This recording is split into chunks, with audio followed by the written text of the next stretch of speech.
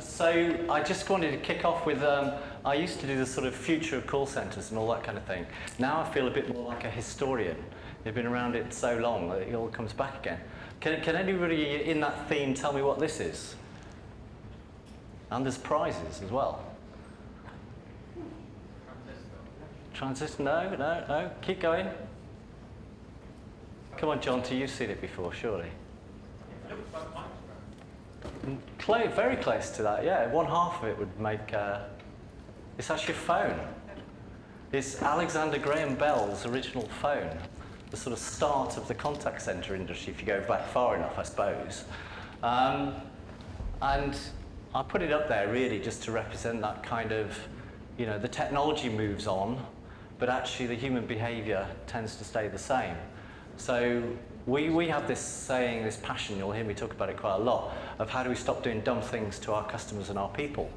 And we were told when we, marketing agency we work with, when we put that together back 15 years ago, said you can't use negative phrases in those kind of mission statements or passions, we call it.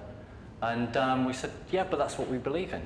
It's kind of, that's what we're doing. That's what, if I get up in the morning and think I'm having a bad day, I think of, probably several million people who've got a bit of paper with a little bit of a list down the side. Do you have one of those in the morning? And it says, must ring, the gas bill, the bank bill, the this, that, and the other. Then I think of the million people that Nicola referred to this morning, all working in contact centres, who could be having a great day if they work in a great place, or they can be having a lousy day if they're working in a rubbish place. And that, for me, is what turns me on work-wise, is actually trying to make a difference to that. And Jonty and I were talking about it earlier on, weren't we, Jonty, about just where this industry is at and where it needs to move on to, and I'm going to talk a bit more about that as well. So, quick advert, lots of companies you recognise we work with. Lots of people who are not clients we work with, some of the specialists at the top end of the market, and we work internationally all around the world. And I'll make reference to a couple of my colleagues there in this Linebridge body. Bill at the top in Seattle, David in Melbourne down here. And they wrote 2 books, The Best Service is No Service, and this latest one that's just come out called Your Customer Rules. Although we internally, we call it Me to Be, which is part of the subtitle. And echoes very strongly what Morris was talking about this morning. He called it social me. We call it Me to Be, as opposed to a lot of businesses think of B2C and B2B and things like that. Well, we think of the world a little bit differently from the point of view of the individual and their suppliers, where that's the B bit of it, and that we have a lot of choice. And I'm going to come back to that at the end as a little bit of a theme and have a look at. But what I'm going to try and cover off is I want to cover 3 things. 1, passion and its role, because we call this our passion statement, how do we stop doing dumb things? And I want to do a little bit of an exercise with you, because it's after lunch. So in a couple of minutes' time, we're going to get you to do some work on that. And now I want to look at customers' physical needs and customers' emotional needs. And I think, so you've got to be careful to take that into context. We're talking about customer service, not about anything else in there, so good. So, our passion. It's too easy in some ways to pick out the dumb things. So this is a classic one, Admiral Insurance. So I haven't got 10 or 12 cars from Admiral, but I did get 10 or 12 letters from them all in one go. And the letters were actually for a 0 bill change using my credit card, which I'd told them a million times not to keep because they kept taking money off it when they shouldn't. So it's quite interesting how simple it can be to do that. And of course, that's easy to pick on any company. So I put my hands up. This is not anti-Admiral. This is kind of just, it happens all the time. And even the best get it wrong. Have a read of that one. That's a classic from First Direct. You can imagine the phones were ringing like crazy. This is quite a few years ago now, 2008 or something. And the phones rang like mad. When I finally got through about a week later, I said to one of the agents, what was all that letter about? The kind of, oh God, you wouldn't believe it kind of thing, da-da-da. And I got hold of Mark and spoke to him. Mark became the CEO later, so he wasn't sacked on the spot or anything like that. I spoke to him about it, and he said, you wouldn't believe it, it's Friday afternoon, there's a big pile of letters to sign. I signed them all and I didn't read it. Stupid me. And then it was mailed to every single customer in one go. So even the best, we shouldn't say that dumb things are are rare, or it's somebody else's fault, or this, that, and the other. So we've got to think about dumb things in a more systematic way and try and work out what to do with them. And I'm going to share with you a little bit of how we did do that, predominantly using some methodologies taken from Amazon. One of my colleagues, Bill there, who co-wrote the book, used to be the first SVP of customer service for Amazon worldwide, and there's a number of things that we took from a multiple number of sources, including Amazon, and then developed into some of the methods I'll show you that are in the book. But I wanted to pick up on perhaps a more today example of dumb things. And this, for me, is where the sort of focus is today. Because dumb things don't necessarily come through the post or look like letters or phone calls. They look like other things as well. And this one was actually less than a month ago while I was doing another conference talk. And while I was sat in the audience prepping to go, this all happened to me. So my Amazon parcel, due for delivery within 24 hours. I was in Glasgow, it wasn't going to be there. Since my wife lives in Ireland and I live in Kent, future of marriage apparently, nobody was going to be home. So I immediately went on to write, I'll change this. So I clicked that link and this is what came up, track my parcel. But track my parcel wanted me to put a big digit number in. But the numbers were on the iPhone, on the text. And on an iPhone 4, you can't copy the number out of the text, you can only copy the block of text. So you have to sit there and dun, between screens. And then when it comes through, all it tells you, it doesn't give you any options. It just tells you what the status is. So you start pressing different buttons and screens, trying to find, how do I tell them I'm not going to be there, to save them a journey, to save me you'll see what happens. So on it goes, and eventually I end up in a dead end with an advert on it. And I go like, oh, give in. So what happens? In the afternoon, 15:40, my Amazon parcel has been delivered. And there it is, soggy and wet and scrunched up and all the rest of it. And it was some car parts. And it wasn't what I really expected from the people I bought the car parts off, are the ones who are now suffering because of the experience that goes through. On the other hand, another company used a different shipper, and that was the kind of delivery experience. It's a bit more like unwrapping an iPhone. When you buy your new phone, it comes out with all these layers and things. And they've gone to the trouble of wrapping it with very strong tape, all this kind of stuff around it. All the internal bits were wrapped as well. And that's the difference in experience. And Maurice, you talked about this thing this morning. You've got to partner with your distributors to get this kind of experience to work. So it's easy to see how that dumb thing, that's a dumb thing. The Hermes website was a dumb thing. Anybody here from Hermes? Parcel Force are here, aren't they? Yes, you're doing much better than that. Yeah, well done, Parcel Force. But you will keep leaving them in Cranbrook, which is 5 miles away, and I have to go and get them there. But anyway, that's another matter. So I wanted to pose this question to you. How many contact centre managers own the web and the mobile site here? So how many of you here own the mobile or website or the stuff that the customers use first? Yeah, 1, 2. Which company are you, madam? Shout again. Councils, well done, yeah. And? Property services. Right, okay. So it's quite interesting that in some organisations this stuff's shifting. There's somebody here from Surrey County Council, I think, as well, isn't there? Somebody here? They're on the list? Yes. Yeah, 2 of you. So Simon down there was one of the first to do this kind of thing, wasn't he? He moved some of the web developers to sit in the call centre and they could watch what was going on. They went, oh, that's funny, isn't it? You get loads of calls at 9:30 in the morning about people on the way home from school. Why don't we put a time of day front page on the Surrey County Council website that addresses precisely that issue that they just thought about when they went to the school?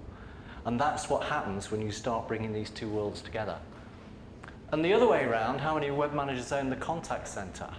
Jonty and I were having a discussion earlier on about, we've been going to these conferences for more years than we care to remember, I think, and we were just saying, isn't it the same stuff that we keep seeing? It comes round and round and round in that sort of way. And I said, well, that's the perspective if you stand in the contact centre industry.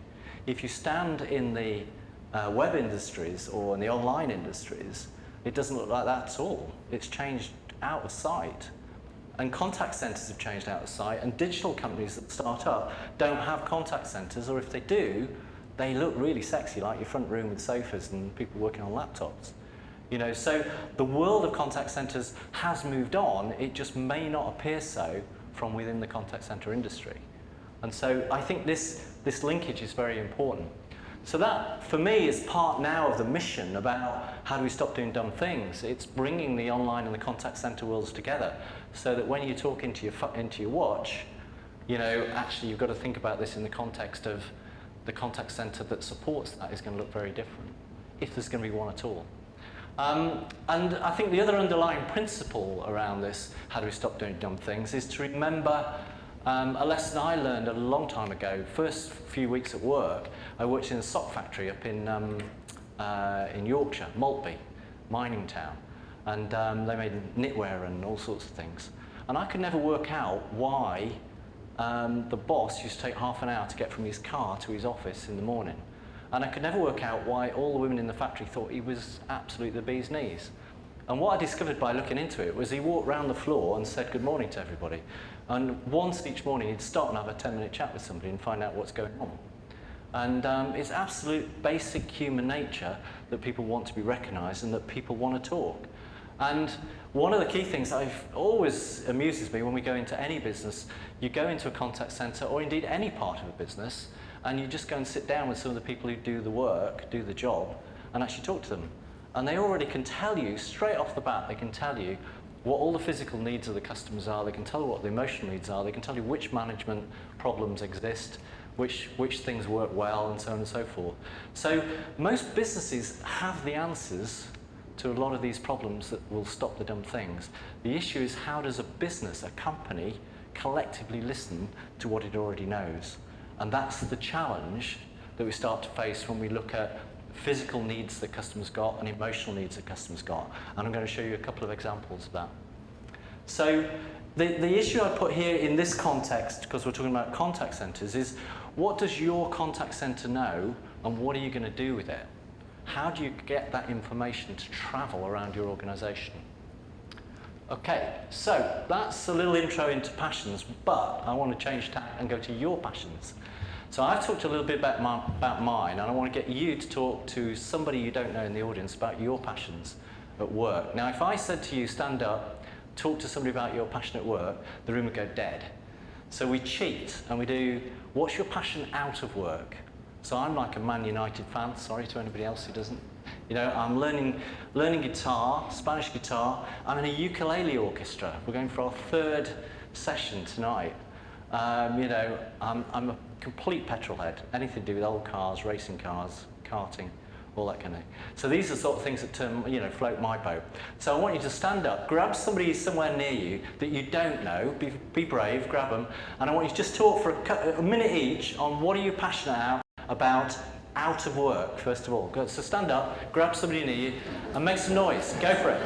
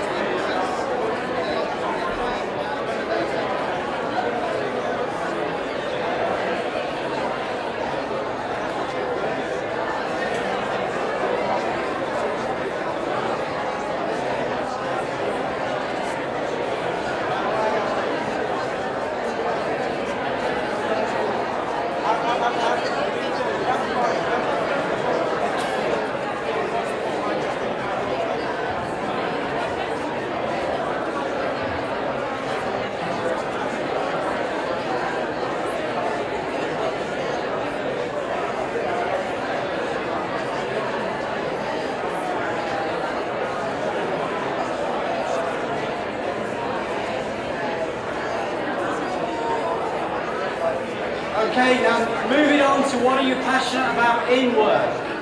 Okay, what are you passionate about in work?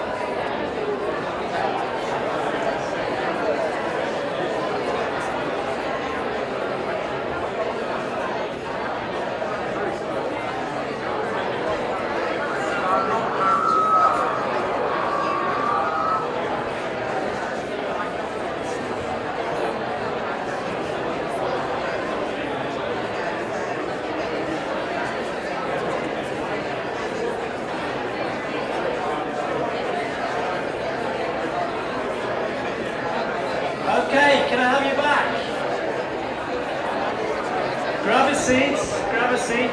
You can grab that new friend over the coffee break. It's quite interesting, isn't it? What happens if you get people talking about their passions? They go, whoa, whoa, whoa, whoa. Like that, you can't shut them up. Try it with your teams when you get back. Get them to talk about what they're passionate about out of work and then in work, and you'll see what you can tap. So it's very, very interesting that energy is what we're really all looking for in the contact centre. It's all there, it's just a case of trying to find it, just in the same way as knowledge is there, and we've got to find a way of tapping it. So let's move it on to physical needs, and I want to talk a little bit about customer physical needs, a little bit about emotional needs. We'll do another exercise on that, and then we'll wrap up from there. So going back to the book, the first book, The Best Service is No Service, the title of that was actually one of Bill's interview questions with Jeff Bezos. He said, what's your philosophy towards contact centres? And he said, well, the best service is no service. You know, nobody gets up in the morning thinking, I want to phone a contact centre, I want to email somebody, I want to this, that and the other. It's eradication of the need to have that, go through that effort. And so the first book looks about those physical needs. And there are some principles across here. You'll see them, eliminate them, all that stuff on the left. We'll come on to this stuff in a minute, that go with it. And I just want you to extract one or two little tiny pieces to show you. So the book, I don't know if any of you have seen these diagrams before. They're called Carnot diagrams. The book is basically focused on the hygiene factors, the things that, if you get them absolutely right, won't score you any emotional brownie points, but they will remove all the hassle. They'll get rid of all the negative. The other book is more focused on the wow factors, and we'll look at that in a little later. So this is very much about understanding what customers want and making sure you do it right. We'll come back to that in a minute. And it starts with something which I rarely see in contact centres. I go to lots of call centres in lots of countries in the world. And when we look at the categorization they use, or the coding they use for the calls come in, it varies between they don't do any, right the way through to one global IT company I can think of did about 3,500 different codes. Now, God help anybody who's trying to codify the calls that are coming in or the emails that are coming in. It can't be done. So we're very strong believers of using the customer's language to code the contacts. And if you do that, it's very easy then for anybody up top of your business, down the bottom of your business, sideways and everywhere else to understand what's going on.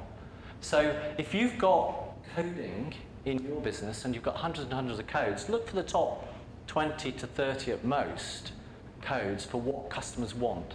And you can judge that very easily by what do they say when you pick up the phone, and put it in their words. So this is just an example of using those kind of words. And if you do that, you've started your analysis from the customer's perspective. It's a very simple thing that by using the customer's words, you're starting to analyze what you do from the perspective of the customer. Whereas if you do a process map or you do even a customer journey map, you very often start them from a different angle. This starts with what did the customer want? And then the next question is why did they want it? So what you then do is take those things that they do and you put them into this simple 2x2. So we call it a value irritant grid. So value to the customer or an irritant, value to the company or an irritant. Needless to say, value, that's good stuff. Let's get people on the phone, let's get people in the shop, wherever, talking about it. Down the bottom, we've got this irritant. Guess what we call that down there? Dumb stuff. That's the stuff where they didn't want it, we didn't want it. Why is it happening at all? So what you find, which is very interesting, is then if the customer values something but you don't, that will automate. There's a benefit to the customer if the customer values something. But what you find is loads of companies spending millions of dollars trying to automate the stuff that's in the bottom corner there, which should be eliminated at root cause. So this is a very simple way of starting to proceduralize what to do. And it's a great way of going from the contact center to your colleagues in the rest of the business and having quite a strategic discussion about which quadrant does this stuff fit in. And I'll show you that. Just a word for the top left, that's value to the company and irritant to the customer. Very often that's regulatory letters, things like that. There's stuff you've got to do, but the customer's getting no benefit. So the issue there is to simplify it, not necessarily to automate it, because it won't. The customer's not going to use the automation willingly if there's no benefit to them. So this is a horribly small example. I couldn't get it to blow up for some reason without it all going blur. But you know, the leverage opportunity of PR, take the top right one, card is lost or stolen. That's completely the wrong language. That's a great example, isn't it? But pick another one. I want to know my balance. Great one for automation. This is obviously financial services. I didn't authorize this transaction. You know, that's a conversation where the customer's got an emotional need and there's something to be done there, and they're probably going to want to talk to a person, not a piece of automation. Now, if you imagine if you're in financial services, this is easy, but if you think in your head now, what is the top reason people get in touch with you? You know, where's my money is a very common government one. I don't understand my letter. Where's my stuff is a common retail delivery one. And you think about it with your colleagues, not just your contact center colleagues, but everybody else, and go like, okay, which quadrant do we agree that we're putting these in? That sets your strategy of where you're going to spend money, where you're going to put people, where you're going to try and automate. And that can be such a simple way to access a strategic conversation. Yeah, does that make sense? Yeah, so it's not too complicated. The other thing you can do, and this is one straight out of Amazon, is you can build fancy graphs. I like Massey's graphs, actually. They're much simpler. They're only 2 things at a time. But in Amazon, they're pretty analytical. They're like really fancy ones. So just by way of explaining this one, this is what they call a skyline. And a number of businesses around the UK use these now because we've spread the word about them. I think Shop Direct used them. We took them up there. And what it's doing is saying across the bottom here, again in the wrong language, so I'm going to skip forwards. This one down here, is that any clearer? That's worse, I think. No, let's go back. Down the bottom, and this is going back to, what, long way back. The things down here, where's my stuff late shipper, where's my stuff on time, and where's my stuff late stock, where's my stuff is the biggest reason Amazon have for people getting in touch. So they've broken it into 3 pieces because there are 3 different owners for the root causes of stock, perception, and distribution. And what they've done is to say, over the last 6 weeks, what's our contact rate? This is contact rate per order, contacts per order. In fact, they say contacts per unit shipped in today's language. It's zeroed for confidentiality. But what they're doing is saying, okay, on the top of each one, a little skyscraper has got what's happening to that contact rate. And this one here, you can see has come down, it's password changed. So today, that really should say, I forgot my password. And this was the time when they actually those dates have moved. Yeah, it was a lot. Yeah, it was quite a lot longer ago than that. They're right down here. Is that this is when they actually put in a fix, so that people could do things themselves, and you can see the contact rate come down. So this is a little bit of granularity in the analytics to be able to say, what's the customer's need? Everything we're doing, how does it affect it? And across the top are 2 cunning things. What does it cost to do nothing about it? And who owns the problem? Okay, so who owns the root cause? So this is very powerful stuff. So here's another one out of a utility, I think. I've been overcharged, I have no supply, I'd like to give you a meter reading, these kind of things. And across the top, the clever bit is the price of doing nothing per week and the people's names at the top. I'm sorry these are a bit sort of hazy in the projection. But the point here is a little bit like if you go to your weekly meeting, you know, go to the board meeting or the ops review meeting, and they say to you, what problems have you got in the contact centre this week? You can say, well, actually, I haven't got any problems. Everybody's turned up to work. You know, we're all scheduled properly. It's great. But that guy over there has got a real problem with that product that we sourced from such and such a place that doesn't work and everybody's sending them back. Or that product that's overpriced, people are unhappy with it because it's brand expectation. So they're ringing up that. It's to move the mindset that says the contact centre is the problem. It isn't the problem. Contact centre doesn't cause the contact. But you've got to be able to explain that both in the data, but also the stories that go with it. And I won't go off into there's a whole other process called WOCAS, what our customers are saying, which underpins this, which looks at the detail of the storytelling. So when we say, I've been overcharged, that's the first level of the story. What's the complete story? Well, what happens is customers ring up because the bill is different from the bill says the right number on it, but the meter is different from the reading that they gave because the billing cycle takes 3 weeks to catch up with the meter reading. So they feel they've been overcharged. Ah, right, okay, that's what happens. So you need those little stories that go with it, and also some of the emotion that goes with it by giving some of the call recordings. But this is how you engage the rest of the business and change the picture. And the why, the WOCAS piece of it, comes from the frontline staff, because they talk to customers all day long. They know what causes these things. It's very rare you go into a business and people in the contact centre don't know the answers to this stuff. And that can drive your change program, that can change what actually happens, that means you've got this virtual circle of dumb stuff going away. And it's so simple in terms of how you do it. Conceptually very simple. Practicality, yeah, hard.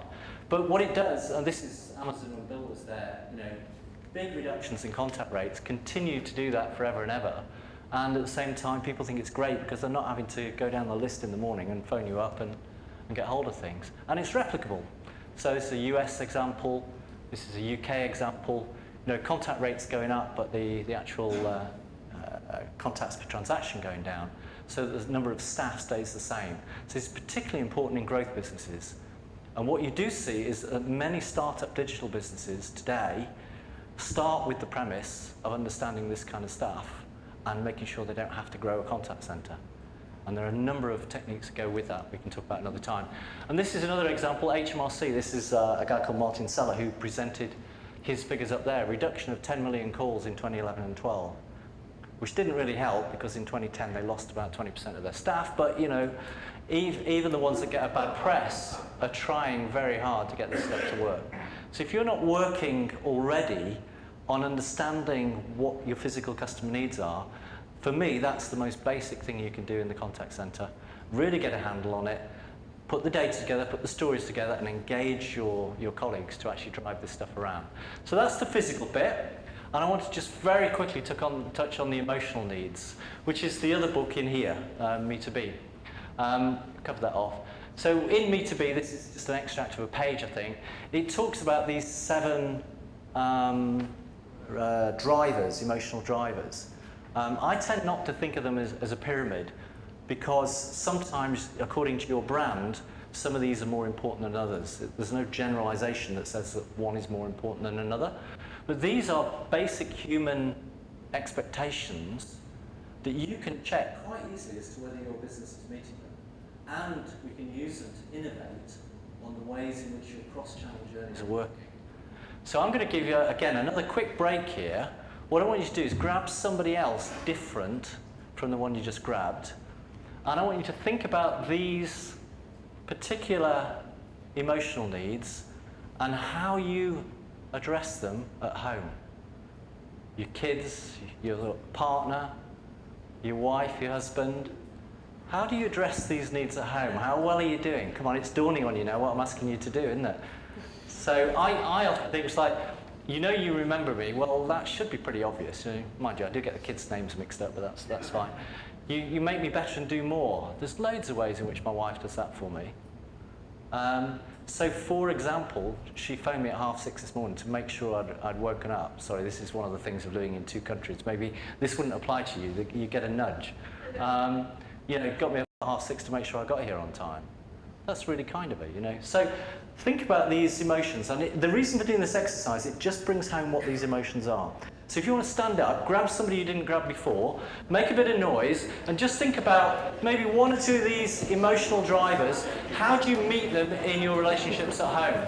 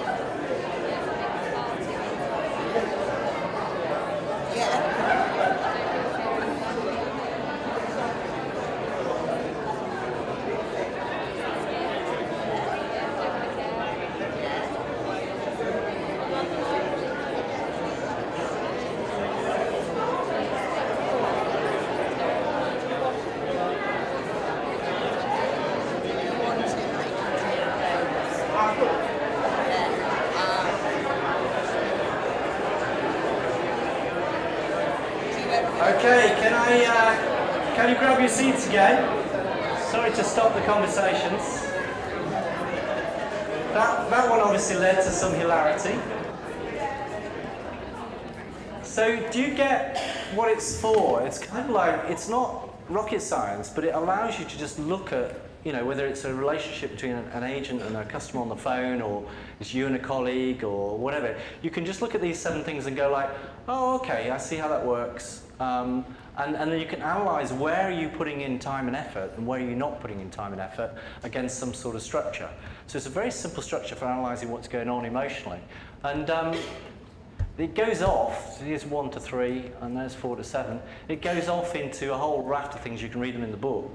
Or ping me and I'll send you a copy of these. And you can look at these in more detail. And what you can start to do is to say, okay, if our business, let's say you value me or you trust me or you help me do more, we should be scoring very highly against our competitors, or we need to be very secure in some of these emotional needs.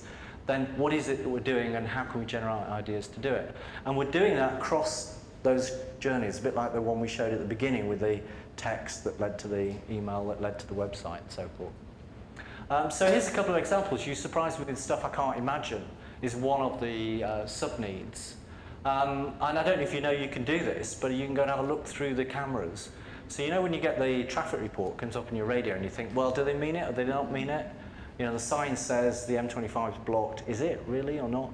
Get your passenger to just have a look on the website and see if it is or not, and then you can get somewhere. So it's surprising that they let you do that, and it's really, really valuable, isn't it? Here's another one. This is one out of the US, out of Nike. You give me choices. So this is the one looking at the You Let Me Design It, where Nike went to some key communities and said, what would you design if you were designing it? We'll design it with you, da-da-da, etc. And that was surprising. It's getting less surprising as time goes by. And what they also found in the research for the book is 4 foundations underneath there. So I'm not going to go off into these because we could spend quite a lot of time doing that. But again, in the book, you can read more about these kind of things, and you recognize, I'm sure, a number of those patterns. It's not rocket science, but it's hard to do. I'm going to flick through those and get on to the next bit that wrap up with. So I think we've got about 5 minutes left. Is that right, Nicola? Yeah. So I want to just wrap up by looking a little bit at the story, for me, of where we are now. And I'm going to go back into historian mode and tell this as a little bit of a historically, where were we, where are we kind of thing, around this whole concept of me to be. So a short history of everything in 5 minutes, lots of slides. So once upon a time, let's use books as an analogy here. That's actually the Bodleian Library. If anybody's never been, it's fantastic. Go and see what's in there, Magna Carta and everything.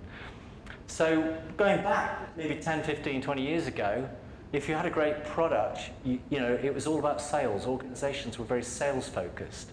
And organizations were looking at salespeople being in charge.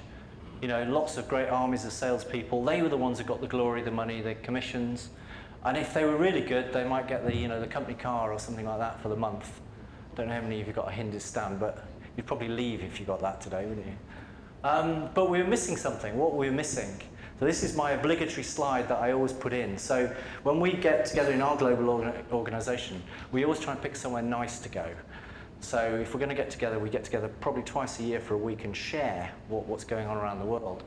This was the Himalayas, and I don't know if you can see it in here, but there's the tail, there's the head, there's the legs, and there's a snow leopard. And we were walking up in the Himalayas with not a mobile phone in sight, no signal, and this snow leopard walked down into the camp, and the Sherpas just went ballistic because they'd never seen one in 30 years. They're so rare, and this thing just walked down to us. Luckily, we had a camera ready for it. Anyway, I use this as my tenuous excuse for the message of what are we missing in this story. What's happened whilst we were looking, and something changed, the technology changed. Slowly at first, then quite quickly. And all of a sudden, somehow we're surprised that, TripAdvisor is now what we look at for a restaurant or a hotel. It's just natural behavior. But that's been around a good long time. So it's, it trickles along and all of a sudden it takes off. It's a bit like LinkedIn. Nobody had a LinkedIn profile. Now everybody gets the job on it. That's how it works. So that's happening in a lot of different industries. And because of this technology and the data and information that's with it, the customer is suddenly in control. Very much to Morris's message this morning. So whole industries have changed. So perhaps rather than looking at bookstores at the size of the Bodleian that hold all the books, that industry's changed out of sight. Most industries are changing. It's only a case of whether you recognise it or not.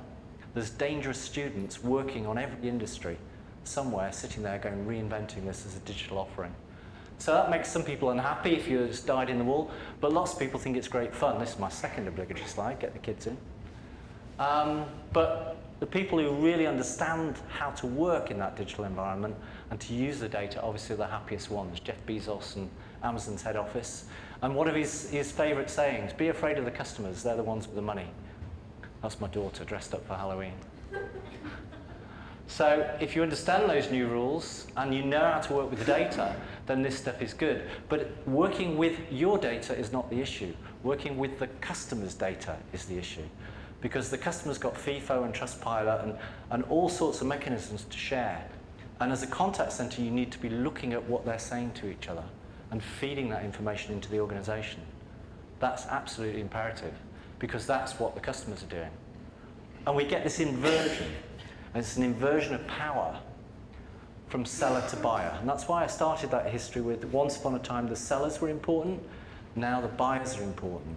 And in an organisation, that means B2C has become B2B, but we don't all recognise it. So it becomes much more about what actually happens rather than the marketing messages. So this is, John Lewis sofas that were broken when they arrived. And I was surprised that John Lewis would do that. But actually, when I looked on Trustpilot, they do it to all sorts of people. It's not rare. 7.7 out of 10 is not a good score. So it's about what happens, not what's claimed to be happening. Now, what's the relevance of this slide? Who's got all the money in the organisations today? Marketing's got big budgets, isn't it? So, there's a shift. And the issue for you is to go back to your organisation and make sure that your organisation knows about that shift.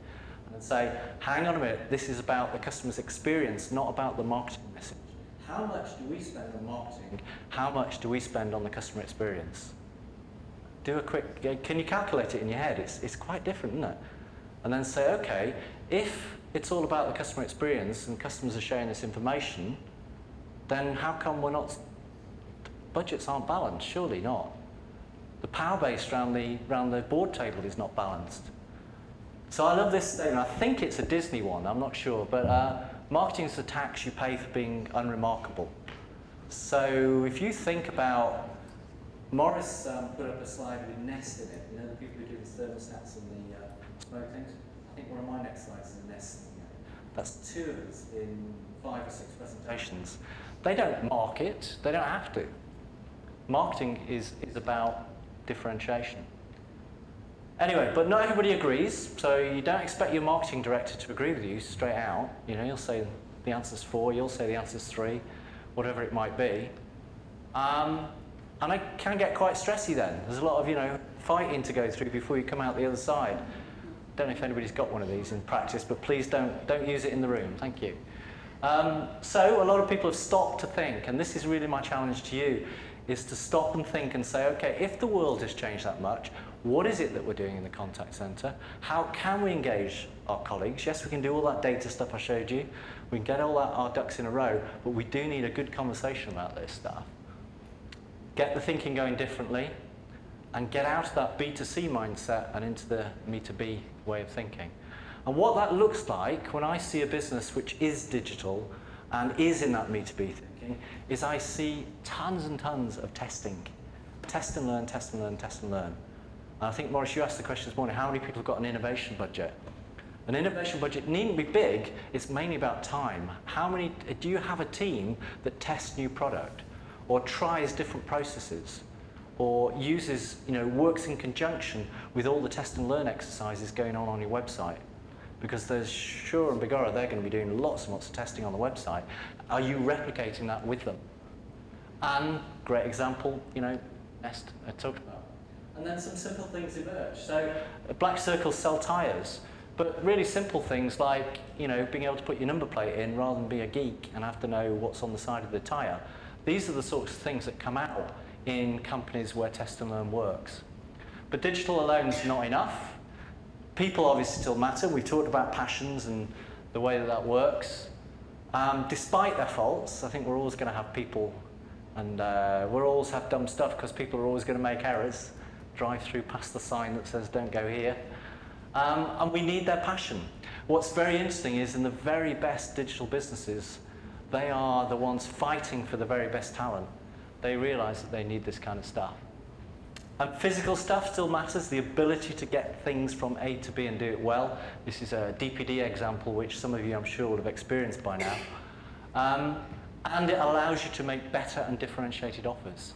So AO.com, 9 o'clock on Saturday night, order your fridge, it'll come on Sunday. Pretty fancy that, isn't it? But if you can't do the logistics, then how's the digital offer going to work? And of course the analytics, everybody's got analytics galore. It's harder than it looks, isn't it? Lots of stuff in there. And what's important, if you're a business that thinks, that thinks digital is about cost saving, get that knocked on the head, because it's not about cost saving. That really leads up, up the wrong tree. And many government sectors have done that in the past. So it's working out about the psychology of it, how it works. Some people just gave up and go home. They just carry on doing what they're doing because it's too hard, this, isn't it? It's really too hard to have these conversations with your colleagues. But the ones that make the switch, they're the ones in the money. And off you go to the beach, you make your million and away you go.